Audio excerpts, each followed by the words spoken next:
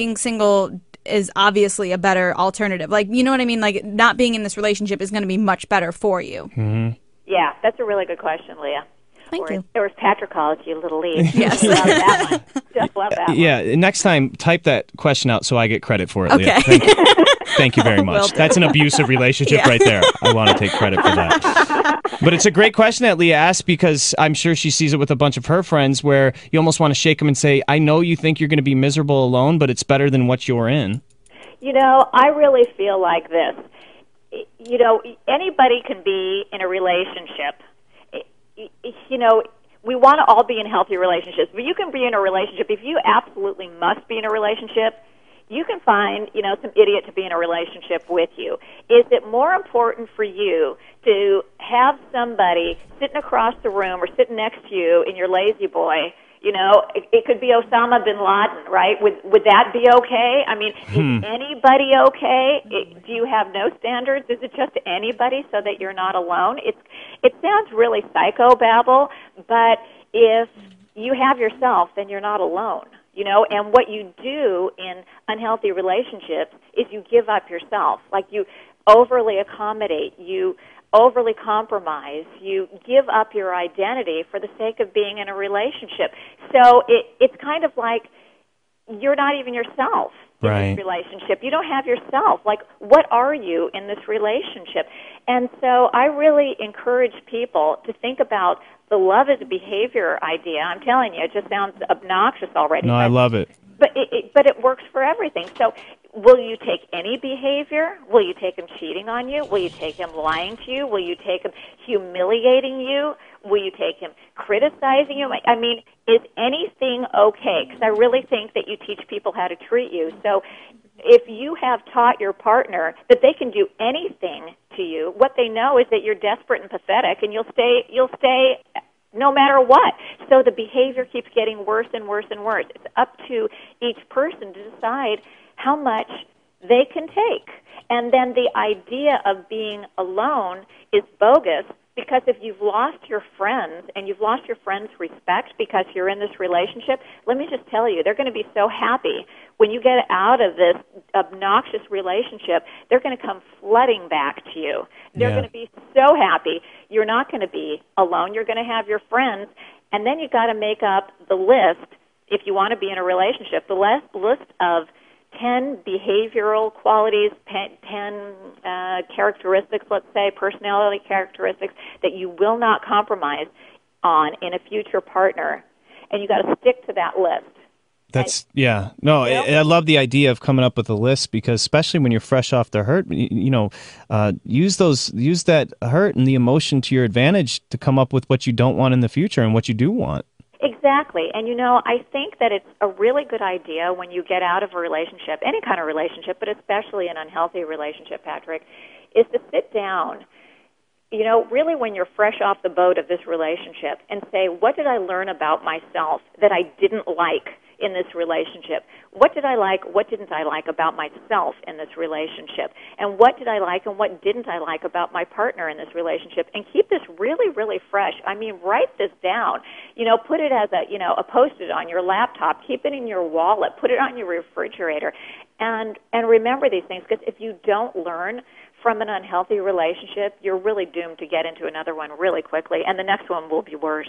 Dr. Jill's new book, But He Never Hit Me, The Devastating Cost of Non-Physical Abuse to Girls and Women. Check out her website, drjillmurray.com.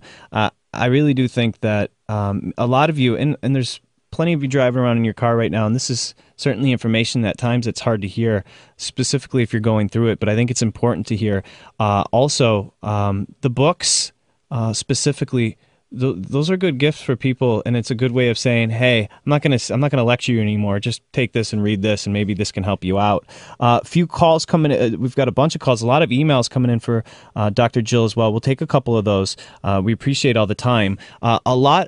What I'm seeing as far as a theme for emails as well, a lot of girls talking about the fact that there's a lot of body issues that come from the abuse, where guys will drop hints, as you mentioned before, hey, maybe you should get a boob job, or stuff like that, where it does just crazy long-term damage to one's psyche and self-confidence when something like that, especially for a young lady going through body issues and insecurities. Yeah, oh, absolutely. And if your guy doesn't love your body, then you shouldn't be giving it to him. Then just say, That's good. I guess you don't want to see it. I guess you don't want to be around it. Right. Don't be giving up your body if he's criticizing it. And, I think that if your partner doesn't accept who you are, your body, your soul, your mind, then you got to ask yourself, what's in it for me? What's my payoff for being in this relationship? I like it. All right, let's take a question. Hi, Linda. How are you? I'm good, Patrick. How are you? Good, Linda. Did you have a question for Dr. Jill Murray? I do, but before I ask my question, I actually want to thank you. Okay. I just got out of a pretty devastating breakup after 2 years, and I've kind of mentally changed as a person, and at least the last couple of months, just our relationship just it legitimately ran its course, and a lot of the things he was saying to me were a lot of, like pointing fingers and blaming for, things that he did, and I just couldn't take it anymore, and I finally cut him out. And this last week has been really, really difficult, and I've been listening to your show at work, and I haven't been able to call until today, but I actually really wanted to thank you, because a lot of what you've been talking about, I've really been listening to you and really appreciating what you've been saying, because you've been real, and you've been honest, and it's just so nice to know that there are still people out there that realize that, you can't always just let people blame you for their problems and their mistakes. And I just wanted to thank you for always being real on your show and not taking BS from people. Linda, I got to tell you, I'm flattered that you would say that. I really am. So thank you for passing that message. Now you can talk to Dr. Jill about this. You tell us a little bit about your relationship and some of the maybe abuse that you were going through. Okay, well, I was dating my boyfriend, like I said, for about 2 years, and unfortunately, kind of early on into it, we started having problems because he was still sort of keeping his ex-girlfriend of many years in his life, which I can't do anything about, and I understood that, they had just broken up recently, and he was still attached to her, but it always came up somehow, even though he was doing his best to, still treat me with respect and whatnot, and it kind of got to the point where I felt like I was always nagging him about something he was saying or doing or spending time with her or whatever, and it caused a lot of problems for us, and I put up with it, and on some level, that was my own mistake for dealing with it, but I stuck it out with him, and I stayed with him only to see it get worse. And I guess my question is, what really is the best way to move on from something like that? Because I've never been in this position before, and I've never been really hurt like that from someone that I've been so close to, especially for, such a long period of time. It's a great, Linda, thank you. It's a great question, Dr. Jill, because relationships are so unnatural in the sense that you give so much to somebody and then boom, your trust can be completely misused and abused. How do you give tips on how to start kind of climbing back and overcoming a disastrous breakup, whether it's an abusive or a good relationship you're getting out of? Certainly, people need help getting through the aftermath. Yeah, absolutely. I think that was a great question from Linda, and she really identified it really well. I mean, I have whole chapters in my books on, how to move forward, but I think that the thing is that you don't want to rebound and get into another relationship really quickly again. Especially for women. I mean, women are the relationship people. When women get together, Patrick, as you probably know because you're really dialed into women, is that all we do is talk about relationships, really. I mean, we care a whole lot about global warming, but, we talk about relationships. Right, absolutely. Talk about relationships with our guys, talk about relationships with our parents, with our female friends, with our coworkers, with our boss, with our pets, and all we talk about is relationships. And so, your life could be going great every place else, but if your relationships suck, your whole life sucks, And so, especially for women, when we're getting out of relationships, it's sort of like like adrift on a sea. You know, we don't know what to do with ourselves. We don't know where to put ourselves. And when you're in an unhealthy relationship, you have been really responsible for your guy's life. He's made you responsible for his life, for his welfare, for his happiness, for anything that goes wrong. It's always your fault. And there's a lot of concern about that. So as Linda was saying, you know, this is really hard afterwards. You need to start remembering who you were, what you enjoyed, what you liked to do, what you liked to read, what kind of music you liked to listen to, what kind of food you liked to eat, what activities you enjoyed, who you were before this relationship, because we give up so much of ourselves in relationships a lot of times, and we defer to what the guy likes and where the guy likes to go and the music the guy likes to listen to, or if he wants to listen to sports in the car, we're listening to sports in the car. I mean, you know, and so get back with your female friends, get back to yourself, spend some quiet time with yourselves, which is really hard for women to do when they get out of relationships. It's just to be quiet and be still with themselves. And just take some time for yourself. Absolutely. Yeah, and regroup and figure out who you are. You're coming out of the relationship a different person than you were going into it. Certainly, that's the effect people have on our lives. So you got to regroup and figure it out. drjillmurray.com. All the books and the information. It's wonderful. You know, that reminded me, and thanks again, Linda. But that reminded me of a call or an email we received last week. A lot of times the quote-unquote abuse or wrongdoings in a relationship are masked by passive aggressiveness.